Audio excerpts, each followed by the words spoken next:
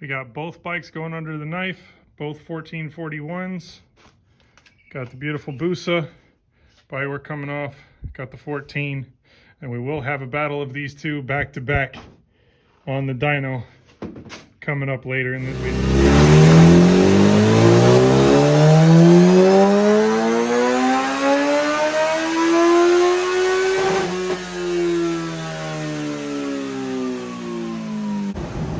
We got 182 to start with out of the Busa, and 190 out of the 14. We'll get to building these bad boys. It's gonna be a long way between this video and the next, but for you guys, it'll be in just a moment. Here's the before of both of them. Here she is.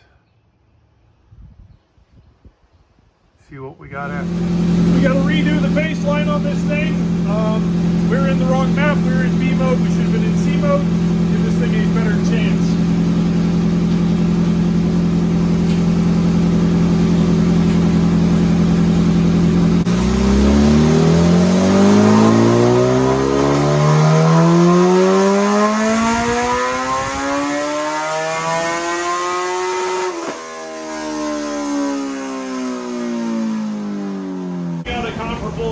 Beginning run, we got 201 out of this thing, so not bad. 1441, that's about what we would expect with it properly tuned on E85, and we got a air fuel curve that looks a bit more normal, and torque came up to 114, so I'm happy with that as a place to start, and I'm sure the customer will be too.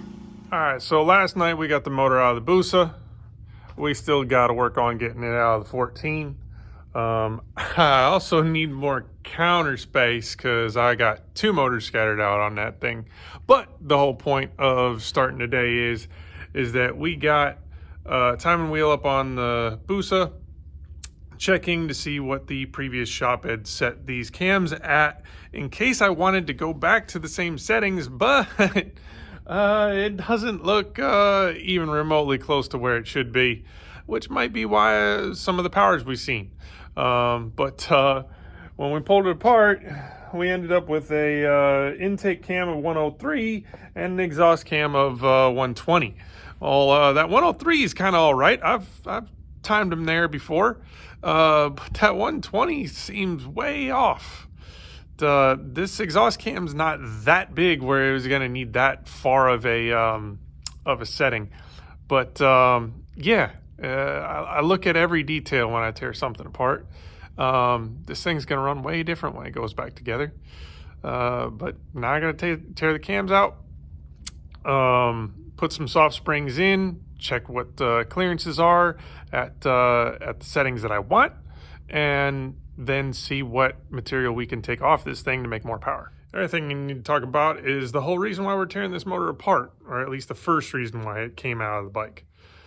We got an oil leak onto the header, so we're going to check the torque on the head studs to see what they're at. So the only good way to do that is to actually tighten them up some more to find out what they're at. Also checking by degree to put the bolt back to the same spot to see which one might be loose. Well, head bolts all check out good.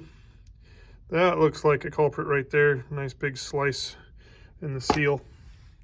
So, and that's right about where we were getting it from. Oil's all over the front here. All that's dry. So there's our leak. Now let's fix the rest of the stuff that they got wrong. All right, what we finding?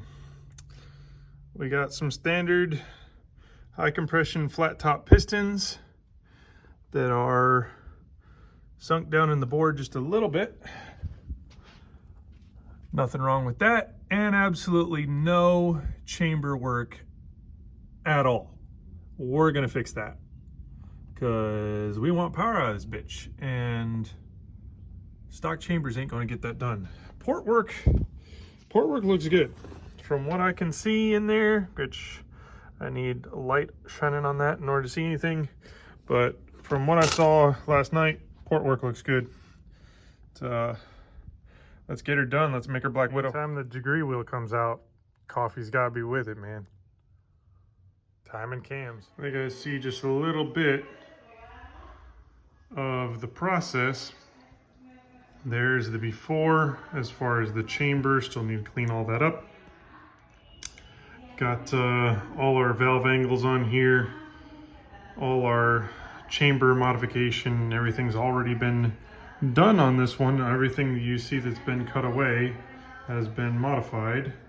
All our guides are shaved down. Size of our port is where we want it. Got texturing to do, lots of texturing to do, and the intake guides. Same again with the intake. We got, this is the yellow and gray Zx14, if I'm posting this separately. Chambers are all cleaned up.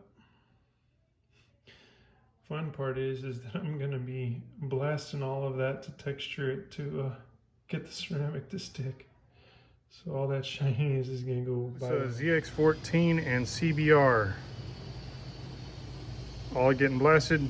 Next thing's coating. 3 sets of pistons dried and ready for coating. CBR, Hayabusa, and Zx14. Big bore gasket over the top of a stock gasket.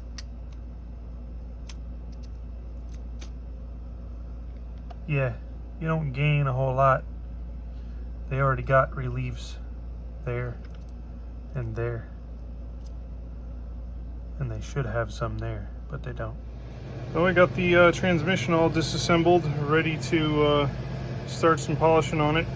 I mostly care about what I'm going to do to the shaft, and then of course these gears will go into the polisher and get her back together. Off before coating.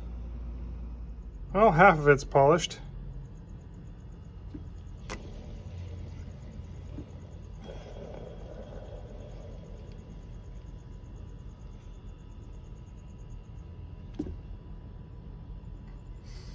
Love that work. 3 sets of pistons in the oven. There's the head going in. That's the Busa, all ceramic coated, including the exhaust ports. Pistons are all done. Ready to assemble the Busa.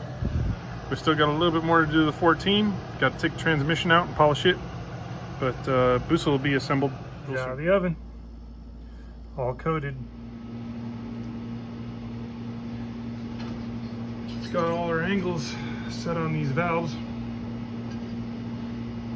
Just got her out of the oven.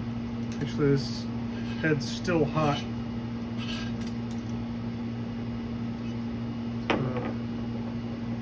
Get all our angles set.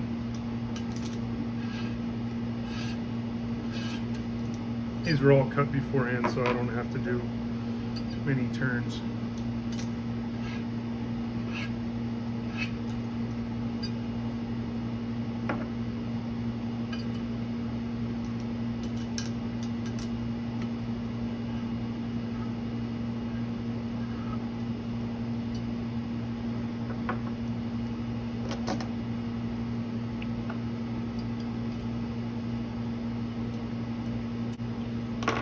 The ceramic really helps these things make torque,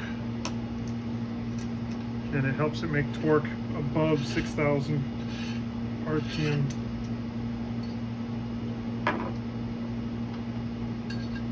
And we do it on every one of our motor builds, unless specifically asked not to.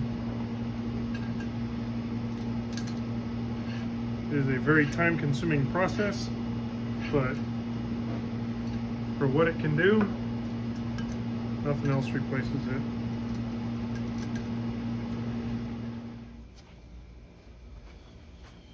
Alright, so we got the Zx14 head out of the oven now. Time to clean up the seats on it, just like we did on the Busa, if that's before or after this part in the video. There's the exhaust seats before we clean them up. You guys see a little bit of that process. So the ceramic gets covered over the whole thing, and then we clean it off with our valve job at the end. Not a whole lot of work as long as we already got our valve job cut.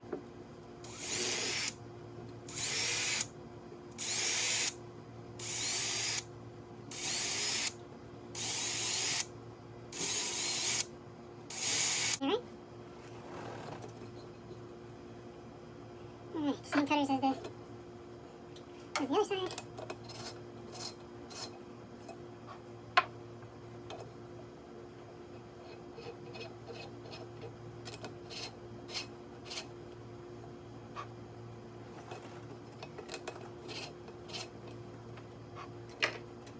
Yeah, let's get the 70 up in there.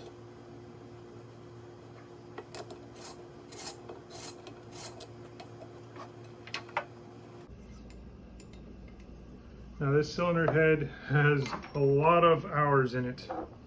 All of my cylinder heads usually do, unless a customer's asking for certain things to not get done.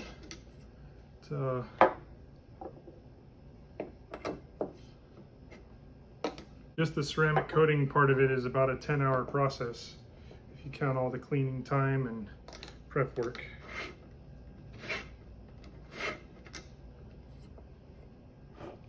Which is why we will not do ceramic without doing a port job, because porting cuts about half of the work down as far as prepping it for the ceramic. And this thing should be ready to go up against the Busa, and we get to see which one wins. Which, I like the 14. I hope the 14 wins, but I really want to see what this Busa's got to offer, because it's a 1441, same displacement. We're going to have the same size throttle bodies between them both. I believe my guy's going to be boring them out to a 47 millimeter. Absolutely essential when you're going to something this big, you know, these sizes. Both of them factory, I think, are 44s. If you want more insight on those, look at the ZX4 or Ninja 400 video. We put 38 millimeters on that compared to the 32s that it comes with stock. Very well worthwhile modification. That thing picked up like 15% more horsepower just from throttle bodies alone. So now we got to check all our margins on these and get the motor assembled and get it back on the bike. Yeah, I frequently run out of things to say to you guys because I don't have somebody asking me all the questions like some of the TV shows and whatnot do. You know, this is what we get done, and ceramic coating makes a pretty large difference in torque. We'll get to see that on the Busa, because the Busa, I modified the chambers and ceramic coated it. The rest of the motor work was already done, and they did a pretty decent job. They went with a little bit bigger ports than I would have done, but you can't put material back in, unfortunately.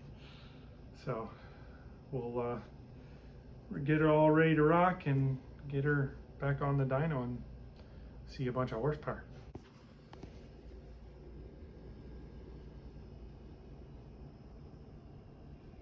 This is how we do it. That's a fully ceramic coated modified chamber, softened chamber, de-shrouded valves.